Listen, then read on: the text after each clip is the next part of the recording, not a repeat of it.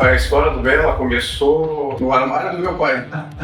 Os modelos chegam na minha frente, que bota meia dúzia, eu digo, bonita, feia, tá tudo resolvido. Nós levamos, acho que mais de 10 anos para começar a mostrar o primeiro peitinho. Eu fiquei muito bravo, né? Fui lá e dei uma peitada no cara, né? E na hora que eu peitei, parece que saiu um argentino do chão, assim, mas encheu a Argentina. Aí eu pensei, esse negócio não vai dar bom, né? Fotografar a mulher pelada, qualquer um consegue, mas fazer o que a gente faz, não.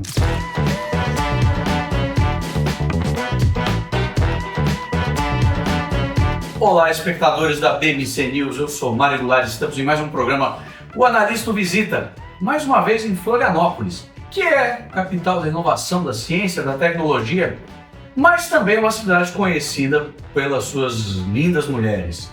E nós vamos entrevistar hoje um cara que conseguiu unir todas essas coisas, tecnologia, inovação, empreendedorismo e mulher bonita. Quem está nos recebendo aqui é o Alexandre Pessim, criador da revista digital Bela da Semana. Prazer em recebê-lo aqui, amigo. Muito obrigado, Alexandre. Eu vou te perguntar um pouco da tua trajetória, até profissional, o que você fez antes de criar o Bela, como é que surgiu o Bela, conta um pouco da tua vida. Então, a história do Bela começou no armário do meu pai. Que ele guardava lá os playboys, né? Aí eu era moleque, ia lá e roubava, pegava as revistas, né? Pra ler as entrevistas, né? Quem nunca, né? Pô, mas as entrevistas eram boas. Então, eu pegava só aquelas entrevistas. Aí começou nessa época, né? Eu folhava lá as revistas e gostava, disse, não, mas esse é o mundo que eu quero, né? Porque não era só os modelos, tinha toda aquela sofisticação no mundo. Sim, tinha carros, tinha bebidas, viagens, era um negócio bem... Então eu pensei, pô, é essa vida que eu quero, né? E ali perto do ano 2000, lá por 88, 89, não lembro bem exatamente, ou talvez até antes, eu fui a primeira pessoa de Santa Catarina a ter internet em casa, né? Já tinha nas universidades, mas não tinha ninguém em casa. Então eu tive a honra de ser o primeiro, e aí eu pensei, pô, tem que ganhar algum dinheiro com esse tipo com essa coisa, né? Tem que, assim, eu achei que era fantástico, eu via o futuro na internet, mas no começo, por exemplo, quando eu instalei a internet, pronto, está instalado, o que eu faço agora? Não sabia o que fazer, né? Não tinha site, não tinha nada. Tu tinha que ir na banca, comprava uma revista e a revista te dizia o que fazer, onde é que você entrar. Aí a primeira coisa que eu procurei foi mulher pelada, claro, né?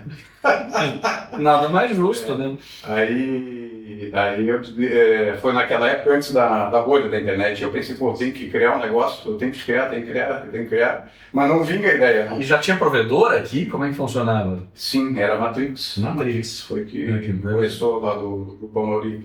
Eu lembro em São Paulo de ter a Mandic, a gente assinou em 96, coisa de escada.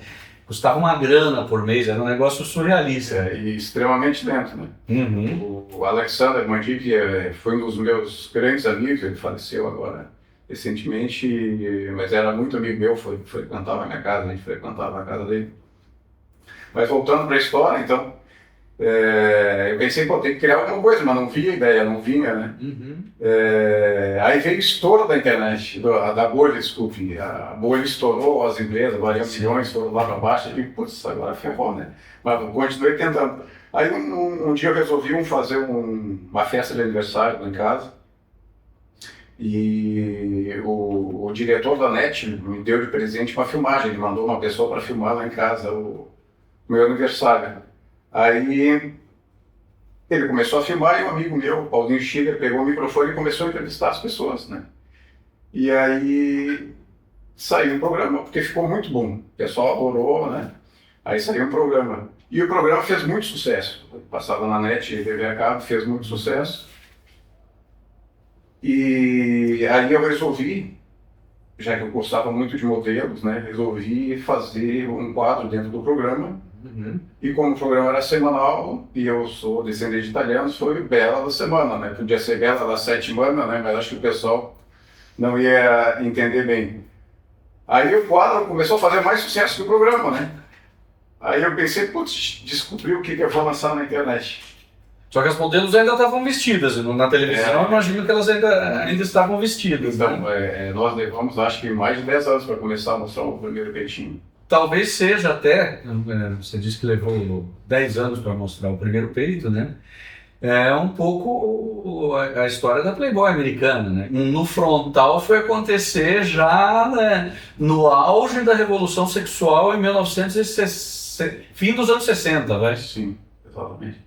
Sabe que boa parte da liberdade que nós temos hoje sexual, de usos e costumes em relação a sexo, veio do Hefner, né? Ele fez uma revolução, tem alguns documentários que mostram todas as conquistas que ele teve. Não foi fácil no começo, não. Nem o correio dele, o correio que distribuía as revistas dele, se negou a distribuir, né? Depois de um tempo, ele teve que entrar com um processo. A Suprema Corte ganhou vários outros processos. E sempre voltados em cima da hipocrisia, né? Então, a hipocrisia é um negócio danado, e isso é uma coisa assim que eu percebo que acontece mais no Brasil, Estados Unidos, nas Américas, né, do que na Europa. O europeu não tem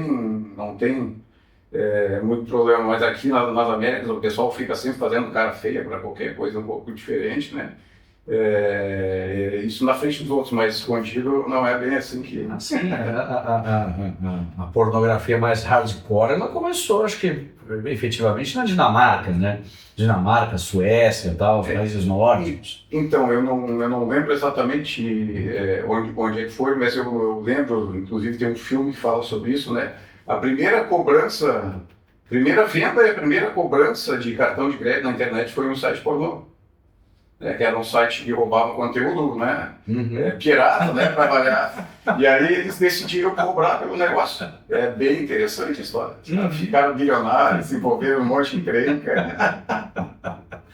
Mas o público talvez não saiba exatamente quem foi Hugh Hefner. Hugh Hefner foi o criador da Playboy nos Estados Unidos ainda nos anos 50. E se tornou uma revista icônica, e foi publicada no Brasil durante muito tempo. Inclusive, a primeira edição da revista foi publicada no mês que eu nasci, agosto de 75, ainda como Revista do Homem, né? E o era no Brasil, né? No Brasil. Nos Estados Unidos foi, acho que dezembro de 53, se não me falha a memória, tá? E foi um dos pontos da formação da Revolução Sexual nos anos 60, com muita reportagem, muita coisa interessante, porque não era efetivamente só uma revista de mulher nua, era uma revista com um conteúdo e um cérebro por trás. Sim. E uma coisa bem interessante também da história lá dele é que ele fez um programa de televisão, tinha acho que era Playboy Penthouse, se eu não me engano. E ele começou a botar músicos negros e entrevistar negros. Aí fechou o pau lá nos Estados Unidos naquela época, porque eles não admitiam isso, né? Foi a primeira pessoa dos Estados Unidos a entrevistar e colocar negros na televisão. Na televisão. E aí, claro, ele se incomodou bastante com isso, né? Mas como era de costume, ele sempre conseguia superar e mudar a cultura, né? E sempre de roupão, chinelo e fumando cachimbo, né? Ele tinha um problema, acho que ele tinha alguma coisa, uma infecção nos pés, que era meio recorrente, então ele estava sempre de chinelo. Uma figuraça, né? O Hugh Hefner brasileiro, né? Mas, Alexandre, eu queria te perguntar, bom, aí você vislumbrou, puxa, a internet, você falou... eu vou fazer meu negócio ali. E como é que foi começar esse negócio? Olha, por incrível que pareça, desde o segundo mês do Bela, né, nós somos positivos, né? Então, em faturamento. Então, levou 2 meses, né? Uma startup que já deu certo no segundo mês de existência. Aí eu coloquei primeiro na Matrix, né? O primeiro foi a Matrix, eu coloquei lá. Aí ficou 1 mês e pouco, eles falaram, não, vai ter um faturamento, vai não sei o quê. Mas aí começou a ficar meio enrolado, eu senti que não ia. Aí nisso o Tutinha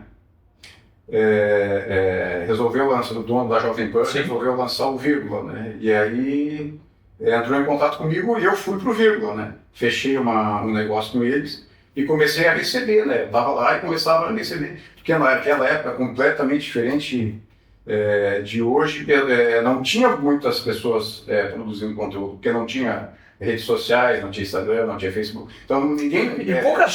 pouca gente tinha acesso à internet. Exatamente, mas produção de conteúdo, por incrível que pareça, ninguém produzia, então qualquer bobagem que se botasse na internet, a chance de dar era muito grande, né? E hoje é exatamente o inverso, né? Já tem um grande excesso de conteúdo, né? Ninguém sabe mais como navegar em cima desse excesso de conteúdo. Mas você foi lá, você falou, vou comprar um servidor, ou não? Foi no computador de casa, um negócio artesanal? Como é que começou essa... Então, na verdade... Como é que você começou a criar o seu primeiro conteúdo, por exemplo? Então, eu comecei no programa da televisão, né? Foi lá que eu peguei, como é que era o quadro dentro do programa, era um quadro semanal que mostrava um ensaio fotográfico de uma modelo dentro de um estúdio. Uhum. Mas a gente fingia que estava tendo o ensaio, então a gente ia lá no estúdio, o fotógrafo ficava lá, mas não tinha filme, né? Não tinha filme. E aí, ali que eu peguei a manha das câmeras, então na verdade a gente começou primeiro com filmes, né? Primeiro do que fotografia. Do que seria um ensaio sexy, né? Sim. Ainda um tanto recatado para poder aparecer na televisão. Mas sempre bem sensual, né? Sim. E sempre com um cuidado gigante com a qualidade. Eu acho que isso foi uma coisa sempre que foi e é um diferencial do Bela, né? Que eu sou extremamente exigente com qualidade, com perfeição, com tudo, né? Uhum. Não só do negócio, na minha vida, eu sou bem organizado, bem exigente em relação às coisas. Aí você foi pegando esses filmes que você fazia e foi colocando isso já tinha banda para isso? Mais ou menos, não era muito fácil, né? Acho que quando começou, a internet começou lá, quando era tipo uns 2, 3 kbps, depois dobrou, foi para 6 e pouco, quase 7, depois foi para 14 kbps, depois para 32, 64, 128, quando chegou no 128, começou a mudar bastante, né? Então a gente conseguia fazer essa transmissão, eu coloquei os vídeos que eu tinha já prontos, e comecei a produzir conteúdo, né? E aí o Vírgula lá me ajudou bastante a fazer essa divulgação, né? A gente ficou lá um ano e pouco. Aí a Brasil Telecom resolveu lançar um portal, o BR Turbo. Aí eles me procuraram... Tô vendo nomes assim, arqueológicos quase. Aí eles me procuraram e fizeram uma oferta irrecusável, né? Era uma oferta irrecusável. Aí eu mudei lá do Vírgula para Brasil Telecom, né? Uhum. Aí depois veio o IG, o UOL, IG, UOL, enfim, são tantos que a gente fechou o negócio que nem lembro, né?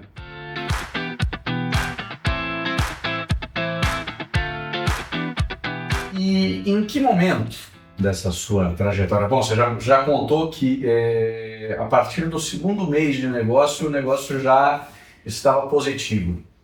Mas quando foi que você falou, isso aqui não é mais um hobby, isso aqui é minha profissão, eu vou trabalhar efetivamente, isso aqui vai ser meu negócio? Isso foi antes do primeiro dia, né? Tá. Com certeza, antes do primeiro dia. Quando eu entrei lá... Você já entrou para isso? Entrei para isso. Não, mas quando é que você viu o cheque e falou, não, isso aqui virou de verdade? Quando eu cheguei lá em São Paulo, lá e fechei o negócio lá com a Jovem Pan. Então já foi cedo. Aí eu vi que eu desci com aquela Paulista e disse, pô, consegui. Mas, Alexandre, todo empreendedor passa por alguns percalços, alguns tropeços que são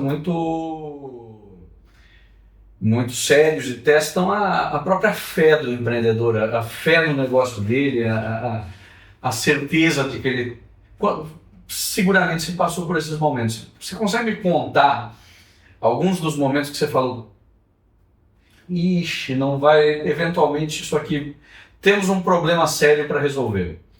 Olha, na verdade, em 24 anos a gente não teve, nenhuma vez eu pensei isso, né? Absolutamente nenhuma vez. O maior desafio que eu tive foi um erro meu que eu cometi, que eu resolvi mudar o site. Eu tinha um site que funcionou 15 anos perfeitamente, mas já estava antigo a programação, e eu fiz uma nova, zero barra, zerinho, do nada. E aí eu resolvi, em vez de migrar aos poucos, eu migrei em 100%. Essa foi... Então tem. Essa vez aí foi feio, né? Então teve desafios sérios. Não, tem desafios a gente tem todo dia, né? Desafios, mas nesse nível que você comentou, eu não sei. Não.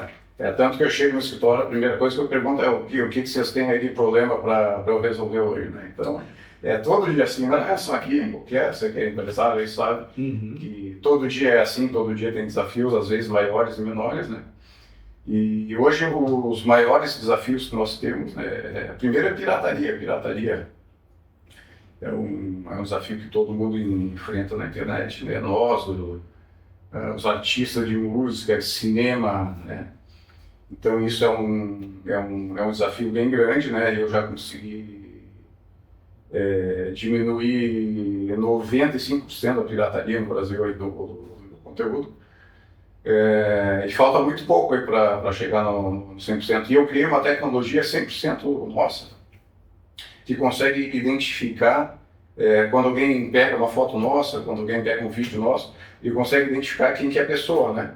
Então, se alguém publicar isso, eu vou saber. E foto funciona em 100%. Em vídeo, nós somos em 99,9%. Porque tem uma pessoa no mundo ainda que consegue pôr lá a parte do vídeo. Então, mas esse ano a gente vai fechar em 100%. Você vai identificar quem, como fazer. É isso mesmo? É uma pessoa que consegue.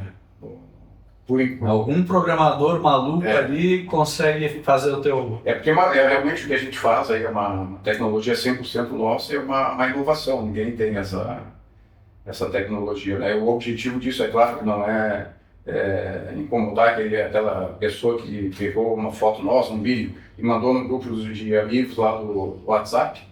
A ideia não é essa. A ideia é combater a pirataria.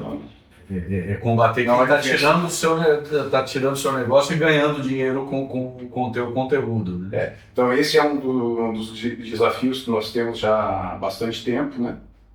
E outro desafio que nós estamos tendo agora, né, começamos já a superar, trazer o pessoal novo para o Bela da Semana. Então, por exemplo, eu pego aqui no Brasil, vou para São Paulo, principalmente, que é a nossa maior praça, eu falo com qualquer pessoa, qualquer homem, na verdade, acima de 40 anos, e falo do Bela, ele fica, meu Deus, sabe o nome das modelos, melhor que eu. Mas o pessoal abaixo de 40 não conhece pouco, porque eles não têm essa cultura que nós temos, que começou escondendo playboys lá embaixo da cama, e me parece que eles não têm, como nós tínhamos na época, assim, uma sexualidade, digamos, mais aflorada. Hoje o pessoal é mais leve, né?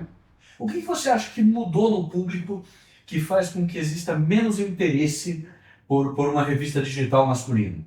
Então, na nossa época, as opções eram poucas, né? Era Playboy, era Sexy, então não tinha muitas opções, né, de diversão, né? Então, o que acontece? Qual é a grande diferença hoje? Você pega aqui pega o celular, pega o seu computador, e você não tem limite. Você não tem limite. Então, e além de não ter limite, são incontáveis, inúmeras opções de conteúdo. Então, vai ter o Instagram pedindo pela tua atenção, vai ter o Facebook, vai ter o TikTok, vai ter o site que você gosta. Então, é muita opção, né? Então, é completamente diferente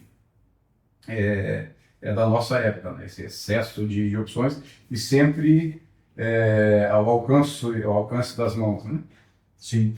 Mas e em relação ao conteúdo, vamos dizer, não erótico? Porque você coloca conteúdo não erótico ali, você coloca um conteúdo que relembra um pouco o que era a Playboy antiga. O público também tem dificuldade de se interessar por esse... Não, muito pelo contrário, né? Eles se interessam bastante. Então, nós fotografamos modelos nus, né?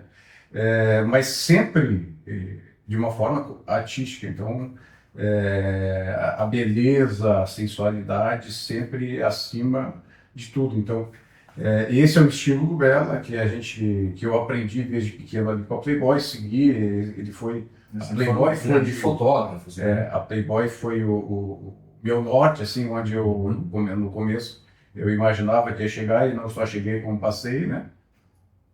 Então, sempre em cima disso, né? Sensualidade, beleza, não é aquele negócio de nem o pessoal faz, arregaça as meninas, modelos, né? Então, no Bela não é assim que funciona. A pessoa vai lá, vai assinar, vai ver tudo, mas sempre... Você percebe que é um negócio sempre com muito cuidado artístico, locações muito bem escolhidas, profissionalmente, você vê que o trabalho de câmera é muito bem feito. Sim. Nós precisamos para fotografar uma modelo de 8 a 16 pessoas, né? Então, é uma equipe grande, né? Um dia inteiro de ensaio, bem complexo, assim, e bem divertido. Mas, sem dúvida, custa caro você ter uma locação, 16 pessoas de equipe, iluminador, maquiador, pessoal para figurino, uma... Vamos dizer assim, é um negócio caro. E você percebe, quando você vê a qualidade do material de vocês, é perceptível que é um negócio muito bem trabalhado. A pergunta é, com cada vez mais concorrência do material gratuito, a dificuldade de obter assinantes, de vender esse material. Então, isso é um desafio que nós temos todo dia, né? Mas o que acontece? Fotografar a mulher pelada, qualquer um consegue, mas fazer o que a gente faz, não. Então, hoje no Brasil não tem opção B dentro do que a gente oferece. Então, ou você vai assistir, vai assinar o Bela, vai frequentar o Bela, ou você vai pro hardcore, né? Então, não tem muito meio termo. Então, nós somos os únicos que fizemos isso.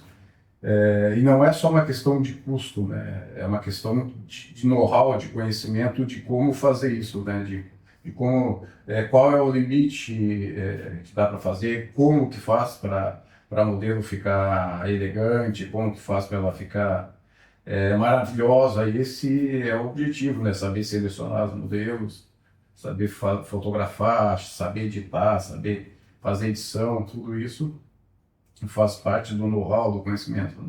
Perfeito. Alexandre, e com relação ao seu conteúdo não erótico, como é que é o teu processo de geração desse conteúdo? Você tem uma equipe de redação? Como é que funciona isso aí? Como é que vocês definem o que deve estar ali? Isso sempre foi pegando ali como parâmetro a Playboy, sempre teve uma equipe de edição muito boa ali, né? Vocês não fazem entrevistas, vocês não entrevistam celebridades da música, literatura, arte, política, esporte, mas vocês têm uma equipe. Como é que é o processo de definir o que deve entrar ali? Então, o Bela é atualizado diariamente. Então, todo dia que você entrar vai ter conteúdo novo. Né?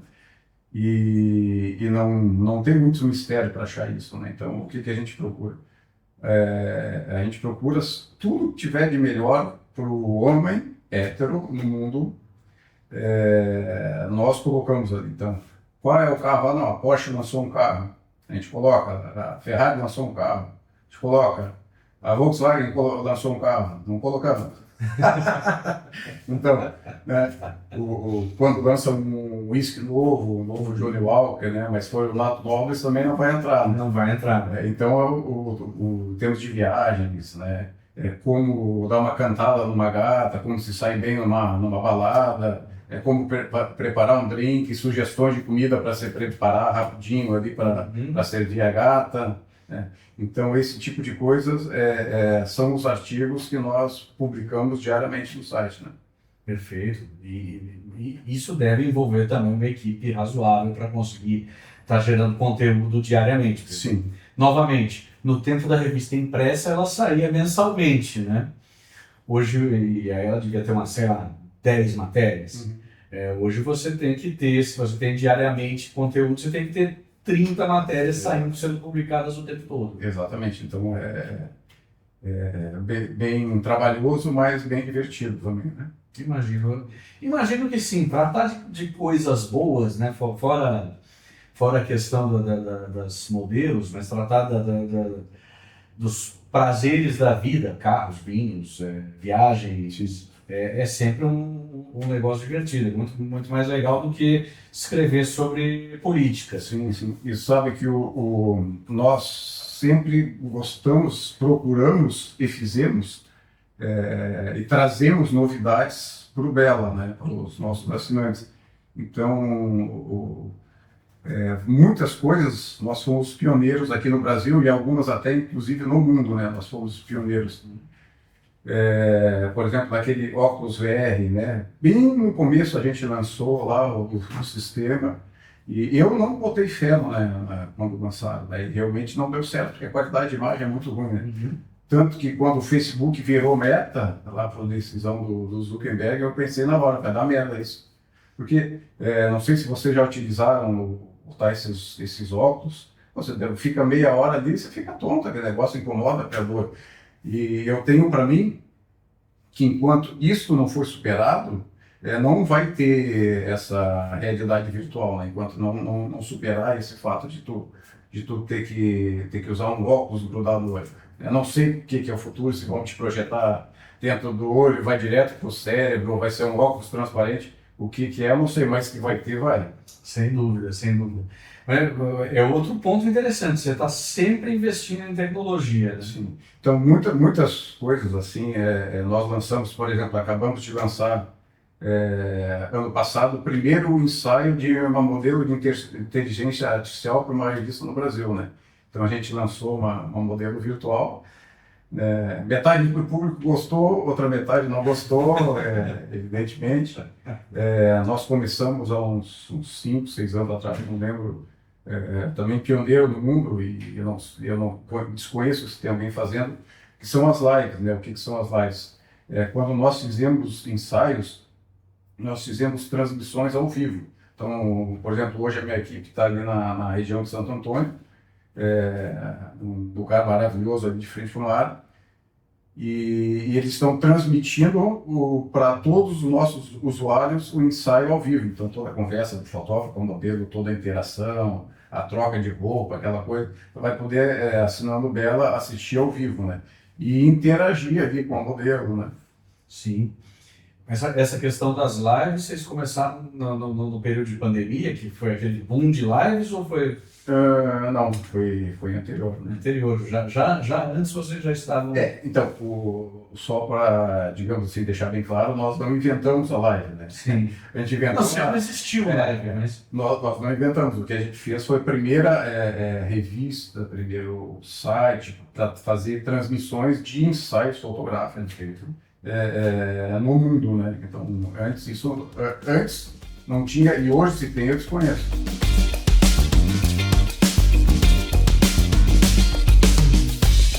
Falando em inovação no teu mercado, é visível, já que não existe mais a revista impressa, né? E as subcelebridades acabaram encontrando novas formas de ganhar dinheiro se expondo. E aí criou-se o famoso OnlyFans. E você fez uma resposta muito boa a isso. Sim. Conta um pouco da história, que essa é uma inovação sensacional. Isso aqui eu lancei, esse é o troféu aqui de 100 mil, né? Quando a modelo fatura 100 mil, ela ganha esse troféu na topfans.me. Essa é a nossa plataforma para concorrer com a OnlyFans. A gente já está perto, acho que ano que vem a gente já consegue ultrapassar o OnlyFans aqui no Brasil, evidentemente. Lógico, o OnlyFans é um fenômeno global, né? Mas aqui no Brasil vocês já são... Nós estamos em terceiro, né? Ah. Terceiro já quase no segundo ali, mirando no primeiro. Então, nós acreditamos muito nisso, nós temos certeza que isso é o futuro, né? Porque é uma forma social, inclusive, de distribuição de dinheiro. De dinheiro, né? Sim. Você vê hoje essas meninas, elas estão lá no Instagram, por exemplo. Aí é bonitona, gosta de fazer as fotos de biquíni, aquela coisa toda, mas ela não consegue rentabilizar. Não consegue rentabilizar. Então ela abre uma conta conosco ali na topfans.me e ela começa a produzir conteúdo, né?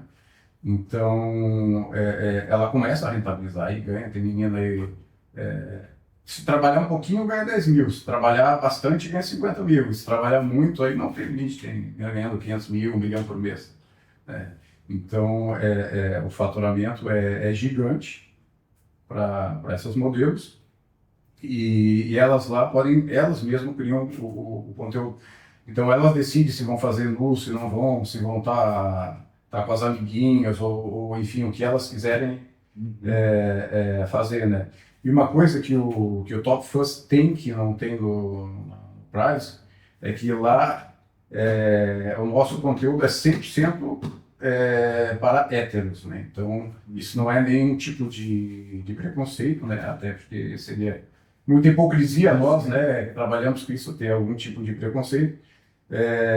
Mas esse é o público que nós temos. De direcionamento. Você tem o seu segmento de mercado, o seu nicho de mercado é esse. Então, e eu entendo, sei onde é que está a beleza de uma modelo, onde é que está a beleza da mulher. Sei o que o pessoal gosta, né? Então, por exemplo, já me perguntaram mais de uma vez, isso é uma pergunta recorrente, né? Assim, quando é que tu vai lançar o Belo da Semana? E eu falei, sempre falo, nunca. Eu disse, mas pô, tá cheio de potenciais assinantes, de mulheres, gays, aquela coisa toda. Aí eu sempre falo, cada um tem que trabalhar com o que entende, né? Então, eu entendo de mulheres, então não tem como eu trabalhar com homens. E, bom, seu negócio é bem sucedido, ele vai bem. Você visualiza, isso aconteceu em alguns lugares no passado, com a própria revista Playboy, teve Capital Aberto. Você visualiza um dia abrir o capital do Belo da Semana? Olha, eu desconfio que o Top Fans vai chegar antes. Perfeito. Eu desconfio que o Top Fans vai chegar antes, né? Mas ainda tem muito chão, né? Tem muito chão pela frente. E a topfans.me está com um ano e pouco, né? Então ainda tem. A gente conseguiu nesse curto período grandes conquistas, mas ainda tem bastante chão pela frente, né? Eu sou o dono majoritário, mas eu tenho sócio na Top Fans, né? E aqui no Bela não é 100% meu, né? Sim.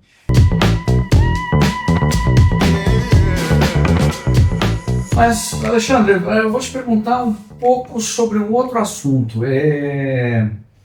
Como é que funciona a questão? Porque você tem que fazer uma seleção das modelos que vão posar para o seu site, para a sua revista. E como é que essa questão do padrão de beleza? Eu sei que você já fez uma internacionalização do Bela da Semana. Me conta um pouquinho como é que quais são os padrões, o que você tem que pensar quando você olha para isso? Então, essa aí é muito fácil, né? As modelos chegam na minha frente, que bota meia dúzia, eu digo, bonita, feia, tá tudo resolvido. Isso é fácil, não tem muito mistério. Mas essa tua pergunta é muito boa, porque uma coisa que eu percebi lá no começo, nós começamos em 2001, em relação à beleza, que ela aqui no Ocidente, ela é bem universal, digamos, né? Então, os nossos padrões ocidentais, eles não mudam muito. Então, se pegar o padrão das Américas, o padrão da Europa, tem uma mudança, mas não é uma mudança grande. Com isso, eu consegui, desde do começo, atingir vários países. Então, eu consegui abrir nos Estados Unidos, abrir na Inglaterra, abrir site em Portugal com a Portugal Telecom, abri na Turquia com a Turks One, uma coisa assim, eu não lembro exatamente. Então abri em vários lugares. Isso na fase pré-Erdogan, né? Isso hoje pode ainda? Ainda pode? Não, Turquia não pode mais. Quando ele entrou, o nosso site saiu lá. Imagino. Exatamente. A Turquia já foi um país bem liberal, né? Então, mas eu conheço lá, já fui mais de uma vez e é impressionante, eles são mais liberais que a gente, meu Deus. O pessoal que governa não, mas o pessoal... Não, o pessoal é tranquilo. Eu fui uma vez para a Turquia faz mais de 30 anos. Que eu conheci o pessoal lá mesmo, o pessoal lá. Fui nas festas, nas casas, o pessoal foi mais educado. Bom, até aí eu tenho um amigo iraniano, diz que as festas privadas no Irã são um negócio de assustar, né? Então, como eu estava comentando, eu percebi que essa beleza é quase universal, né? Então, eu tive facilidade para crescer e atingir novos públicos, né? E nós chegamos a ser o primeiro fornecedor de conteúdo de mídia da América do Sul para mobile, né? Quando a TIM abriu não lembro como é que era a TIM, não sei das quantas lá no começo, quando era os tijolão ainda, né? Que não tinha ainda os... Aquele treco bem primitivo. E aí a gente começou a fornecer conteúdo para eles, né? Então a gente forneceu... para eles, gostamos da brincadeira, aí fechamos negócios em 130 países. Não, desculpe, 96 países com mobile, vendendo conteúdo mobile. Depois a gente fechou com a Fashion TV Internacional, o principal canal de moda do mundo. A gente estava na televisão em 130 países, né? Então a gente teve uma internacionalização muito grande. Uma vez, inclusive, essa não deu certo, né? Veio uma mulher muito rica lá do Japão, bilionária, ela disse, não, eu quero fechar um negócio contigo. Veio para cá, ela estava, naquela época, o Bill Gates queria comprar a empresa dela, ofereceu, sei lá, $1 bilhão, né? E ela estava ali, vai vender, eu não vou vender. Aí ela veio para cá, me visitou, veio pessoalmente para fechar o contrato. Comigo a gente fechou o contrato, mas deu tudo errado. Puxa, deu tudo errado. Por que deu errado?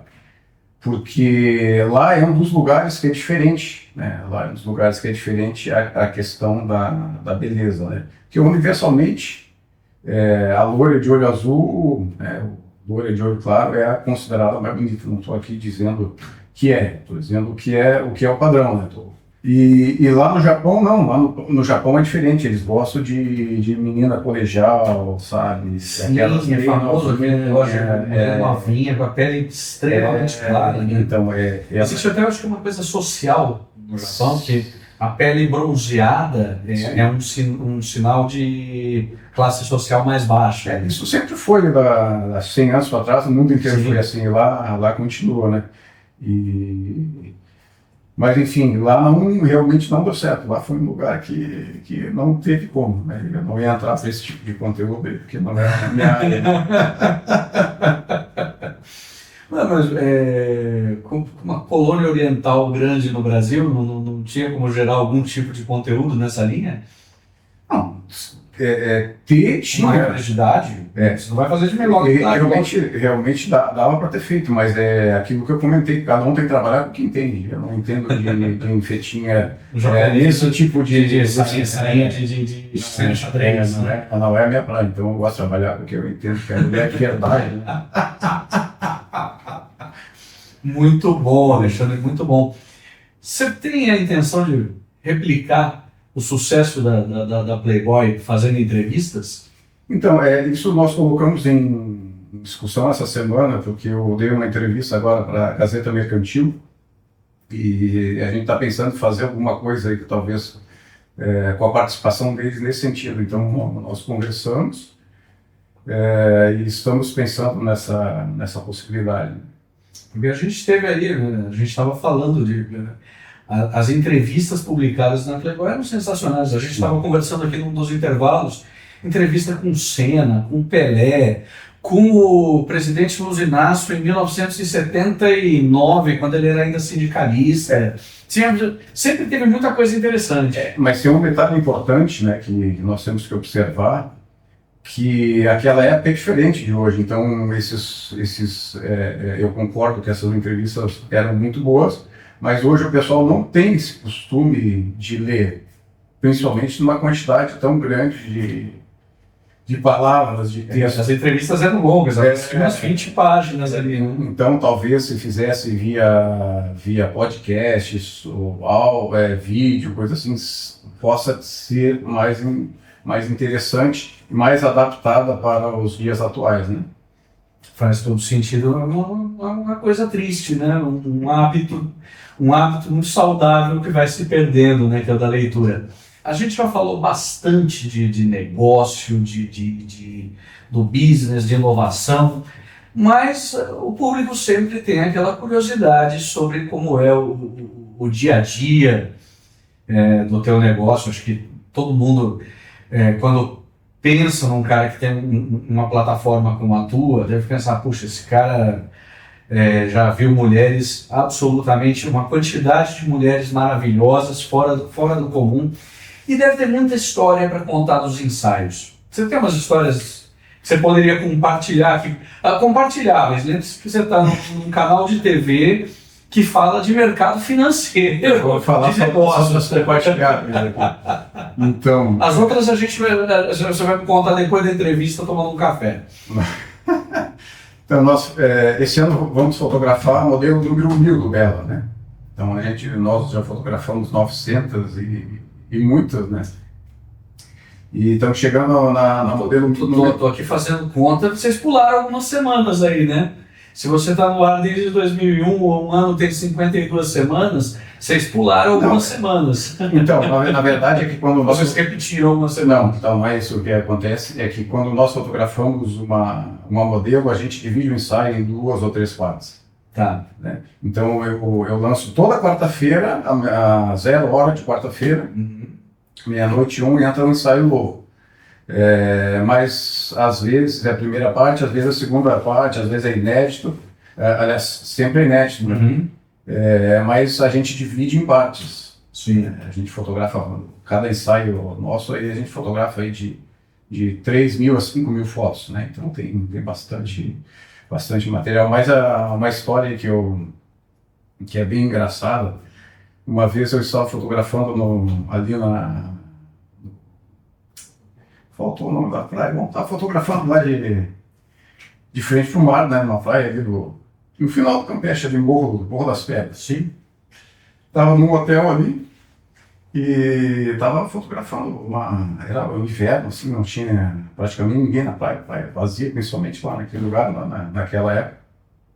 Aí nós estávamos aqui, tinha um hotel, aqui era a praia e aqui era o mar, né?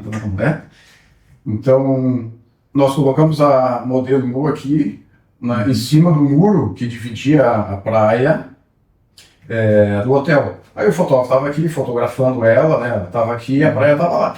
Aí apareceu um argentino e parou bem atrás lá da foto, né? Bem atrás.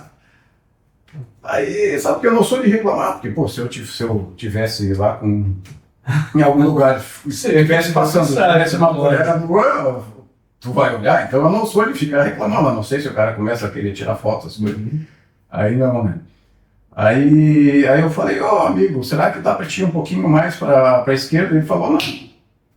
Pô, então um pouquinho mais para a direita. Ele disse, não.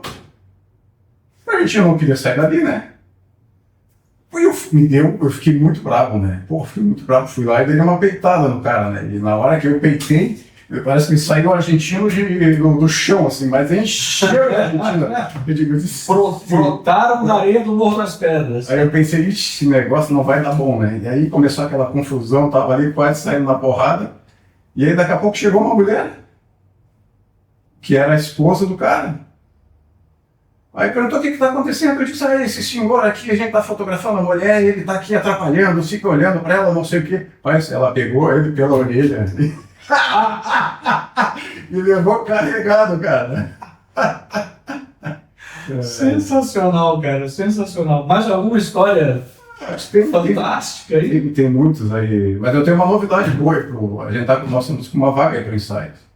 É mesmo? Estamos com uma vaga aí que se o pessoal me pergunta se tem. Trabalho no Belo, dessa vez sem trabalho. O nosso tirador de calcinhas oficial se demitiu. Então a vaga está aberta. Por favor, mandar currículo, mandar CV com qualificações para aqui para o endereço do Bela da Semana. Tem que entender, não pode ter nojinho, né? Mas eles vão fotografar a modelo número 1000. Uhum. E aí vai ser isso vai ser uma comemoração especial. Vai ser uma modelo. Então nós estamos aí negociando com uma modelo aí que realmente ela merece o título, né? Então em breve aí nós teremos novidades. Muito bom. Muito bem, espectadores da BBC News, estivemos aqui batendo um papo um pouco mais descontraído que o comum com o Alexandre Pessim, fundador do Bela da Semana, revista digital masculina, onde a gente falou de muita coisa séria, falou muito de empreendedorismo, de inovação tecnológica, mas também foi um programa um pouco mais descontraído, porque o assunto é mais leve, vamos dizer assim, e a própria trajetória dele como empreendedor foi uma trajetória que foi muito bem sucedida desde o segundo mês. Então, eu queria deixar aqui o meu agradecimento, te agradecer por nos receber e te deixar as palavras finais, por favor. Então, eu que agradeço a sua presença aqui, me sinto honrado por participar do seu programa. E eu queria convidar o pessoal que ainda não conhece o Bela para entrar lá, beladasemana.com.br e curtir o nosso conteúdo, né? Tem bastante coisas. E ele não se limita à mulher pelada, né? Exatamente. Ele é bastante vasto. Se quiser dicas de como fazer o corte de cabelo, o corte da barba, preparar um drink diferente. Eu mais uma vez agradeço aqui o Alexandre. O Analista Visita dessa semana fica por aqui, mas semana que vem a gente volta com mais da ciência, da tecnologia, da inovação, do empreendedorismo, das carreiras, sempre com convidados interessantes e que têm muita experiência para contar. Obrigado pela atenção de vocês e até o próximo final de semana. Obrigado, um abraço a todos.